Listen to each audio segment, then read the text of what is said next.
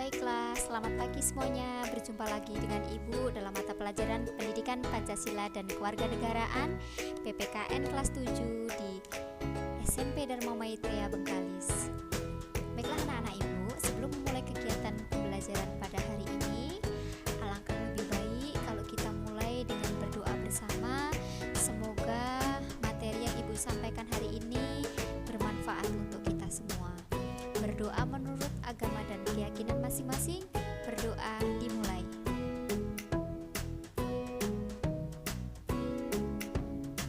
Berdoa selesai. Alhamdulillah. Gimana kabar anak-anak Ibu hari ini? Semoga semua selalu dalam keadaan sehat dan tetap semangat ya Mas Mbak. Gimana pagi ini? Semuanya sudah sarapan? Nah, Ibu harapkan anak-anak Ibu sudah sarapan dan tetap menjaga kesehatan. Hari ini kita masuk materi terusan dari minggu atau pertemuan sebelumnya, yaitu arti penting norma dalam mewujudkan keadilan. Adapun tujuan pembelajaran pada hari ini, setelah mengikuti kegiatan pembelajaran dengan menyimak video dan mengkaji materi secara mandiri, peserta didik dapat yang pertama, menjelaskan fungsi norma atau aturan dalam masyarakat dengan penuh percaya diri. Yang kedua, menjelaskan arti penting norma hukum dalam mewujudkan keadilan dengan penuh tanggung jawab. Dan yang ketiga adalah mengampanyekan arti penting norma untuk mewujudkan keadilan dalam bentuk karya, baik berupa video, gambar, poster, rekaman audio maupun pantun. Nah, sebelum masuk ke materi inti, kita harus mengaitkan dulu materi hari ini dengan materi sebelumnya. Kalau hari ini kita mempelajari arti penting norma, sebelumnya kita sudah mengetahui arti norma itu sendiri dengan macam-macam norma itu. Nah, jadi ketika kita sudah mengetahui arti norma dan macam-macam norma, maka norma ini memiliki arti penting untuk mewujudkan suatu keadilan. Nah, kita lanjutkan. Kita masuk pembahasan yang pertama, yaitu pengertian negara hukum. Nah, negara hukum di sini adalah negara yang mendasarkan segala sesuatunya, baik tindakan maupun pembentukan lembaga negara pada hukum tertulis maupun hukum tidak tertulis.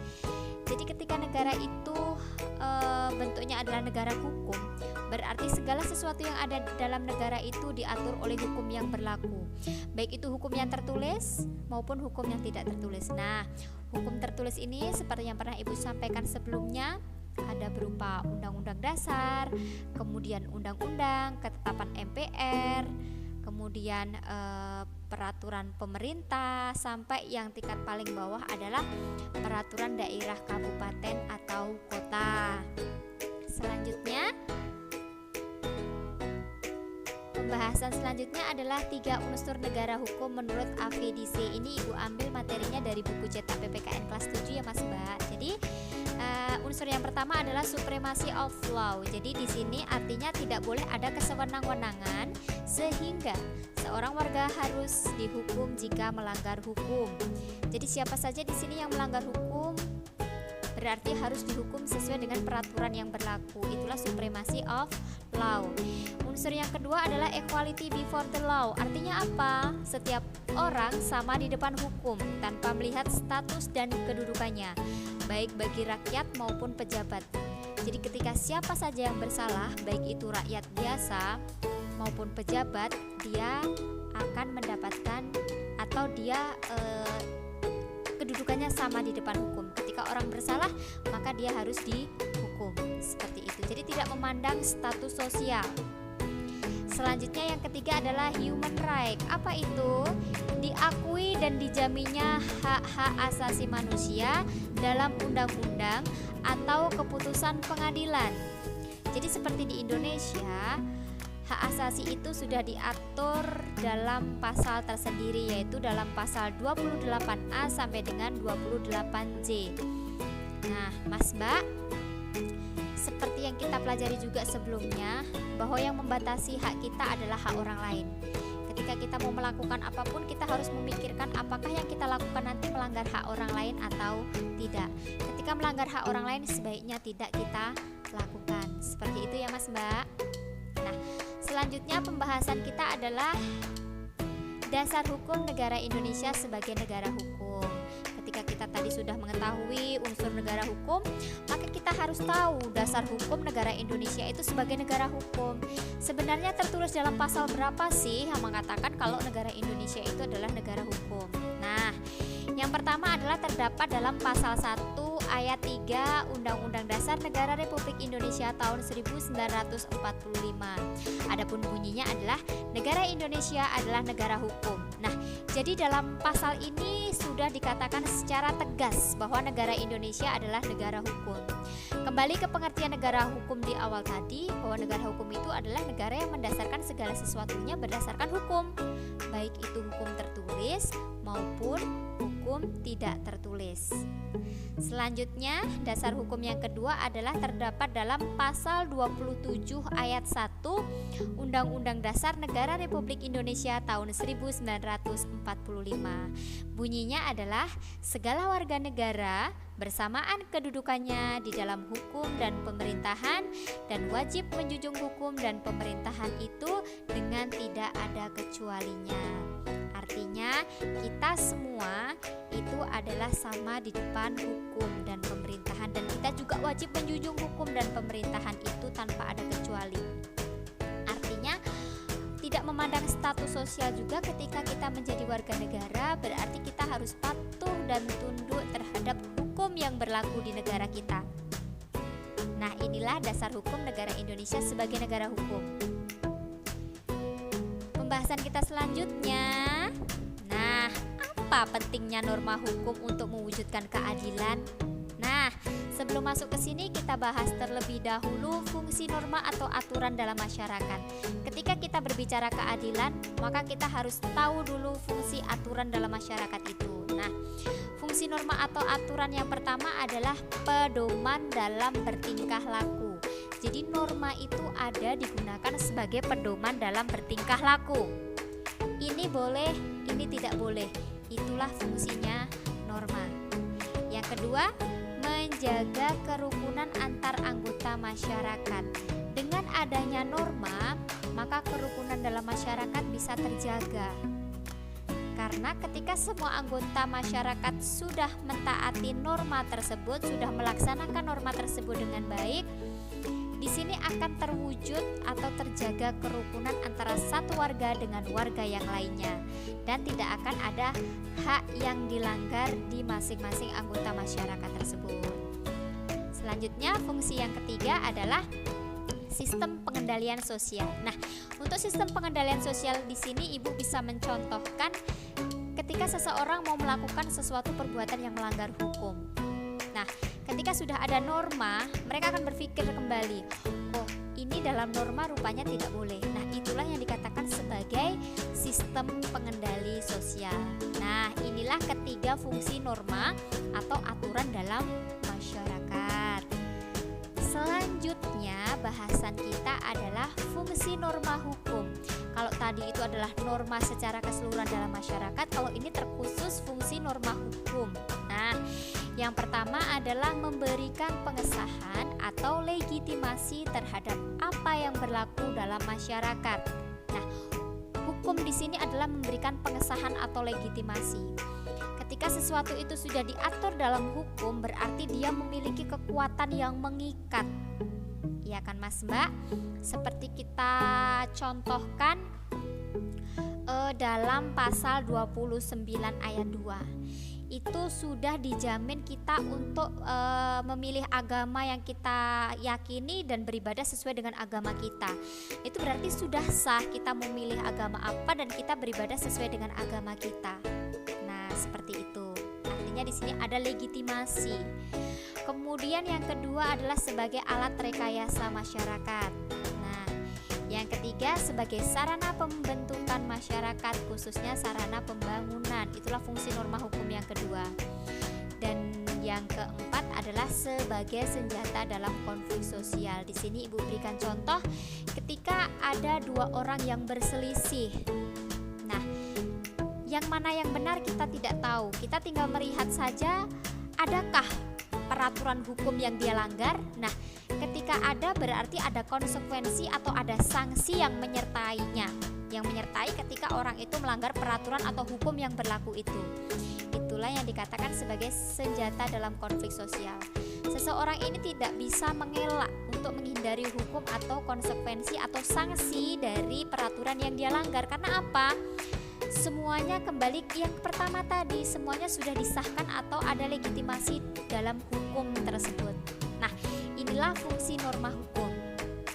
Nah, bahasan kita yang selanjutnya adalah pengertian keadilan, karena tadi kan fungsi norma hukum untuk mewujudkan keadilan. Nah, ketika kita sudah tahu mengenai hukum, kita harus membahas juga mengenai keadilan.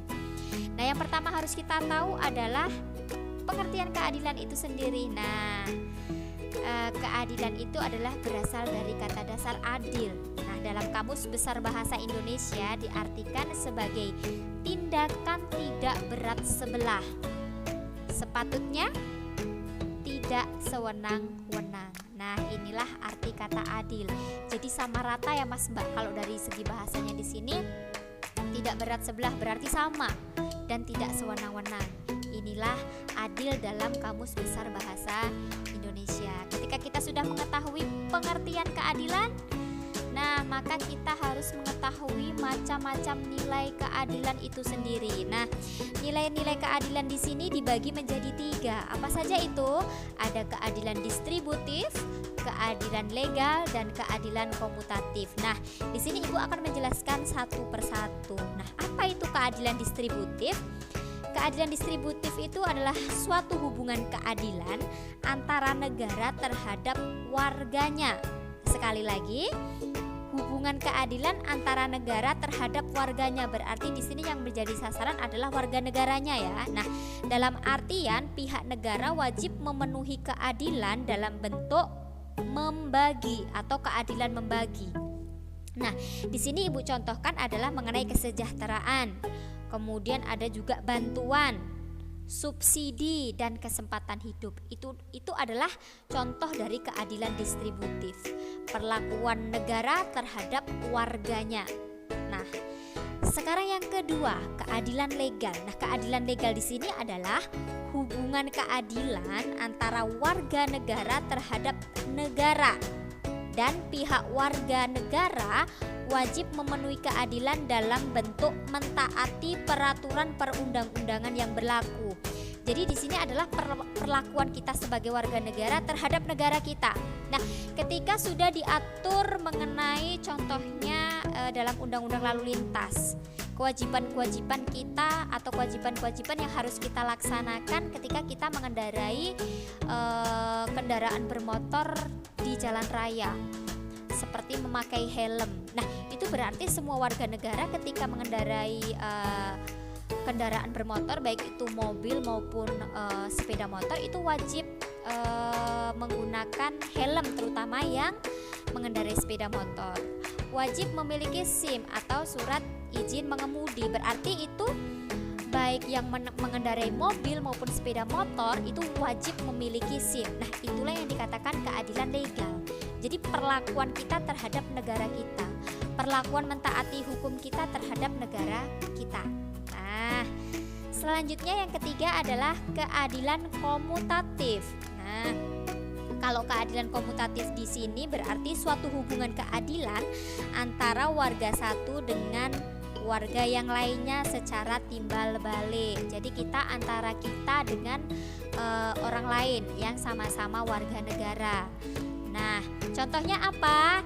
Nah, ini dia. Untuk keadilan komutatif, silahkan nanti anak-anak Ibu menuliskan contohnya di kolom chat ya, sebagai penugasan di pertemuan kali ini. Silahkan nanti kalian tuliskan minimal 1 saja dari keadilan komutatif ini ya Mas Mbak. Oke, kita lanjutkan pembahasan kita yang selanjutnya, yaitu adalah macam-macam hukuman dalam pasal 10 Kitab Undang-Undang Hukum Pidana. Nah, kita harus tahu juga ketika seseorang tidak melakukan peraturan atau tidak melaksanakan peraturan, berarti dia harus mendapatkan sanksi atau hukuman dong. Nah, ini dia, dituliskan dalam pasal 10 Kitab Undang-Undang Hukum Pidana. Nah, ada 2 jenis hukuman. Yang pertama adalah hukuman pokok dan yang kedua adalah hukuman tambahan. Nah, hukuman pokok di sini contohnya seperti hukuman mati, hukuman penjara, kurungan maupun denda. Ini dilihat dari masing-masing kasus yang dilanggar. Tidak sama antara kasus yang satu dengan yang lainnya. Berarti dilihat apakah kasus yang dilanggar tersebut termasuk kasus yang ringan atau kasus-kasus yang berat. Nah, yang kedua adalah hukuman tambahan. Nah, hukuman tambahan di sini contohnya adalah pencabutan hak-hak tertentu, kemudian perampasan barang-barang tertentu, dan pengumuman putusan hakim. Nah, itulah macam-macam hukuman yang dituliskan dalam pasal 10 Kitab Undang-Undang Hukum Pidana. Sekali lagi, hukuman antara yang satu dengan yang lain itu adalah dilihat seberapa berat kasus atau peraturan yang dia langgar ya Mas Mbak, tidak sama. Nah, selanjutnya baru kita masuk ke bahasan yang paling inti, yaitu arti penting norma untuk mewujudkan keadilan. Nah, ketika masyarakat mampu dan mau menerapkan norma dengan penuh kesadaran, maka keadilan dalam masyarakat akan terwujud. Sekali lagi, ketika kita sebagai masyarakat mampu dan mau ya, intinya kita harus mau menerapkan norma dengan penuh kesadaran dan tanggung jawab kita, maka keadilan dalam masyarakat akan terwujud. Nah, itu tadi pembahasan materi mengenai arti penting norma untuk mewujudkan keadilan. Nah, jadi dapat kita simpulkan bersama-sama tadi. Yang pertama kita ada mempelajari mengenai pengertian negara hukum. Kemudian 3 unsur negara hukum menurut AFDC tadi, apa masih ingat? Ayo, yang pertama adalah supremacy of law, yang kedua adalah equality before the law, dan yang ketiga adalah human right. Dan tadi juga kita sudah mempelajari dasar hukum negara Indonesia sebagai negara hukum. Tadi ada 2 ya, tertulis dalam pasal 1 ayat 3 dan pasal 27 ayat 1 Undang-Undang Dasar Negara Republik Indonesia tahun 1945.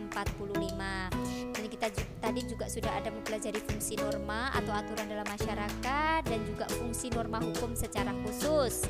Dan kita juga sudah mempelajari tadi pengertian keadilan, dan yang terakhir macam-macam keadilan, serta tadi macam-macam hukuman dalam Kitab Undang-Undang Hukum Pidana.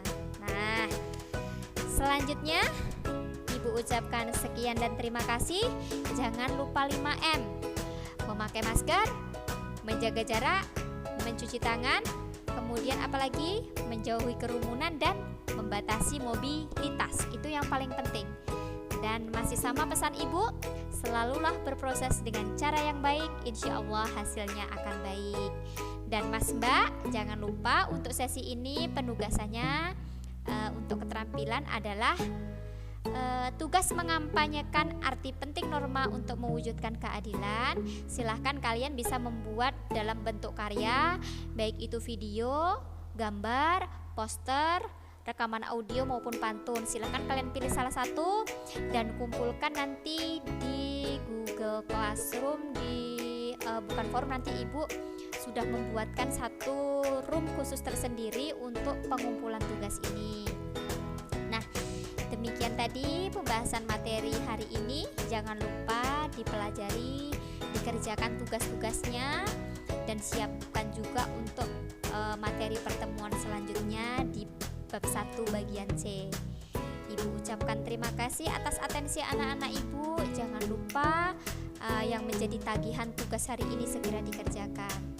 Tetap semangat. Selamat pagi semuanya.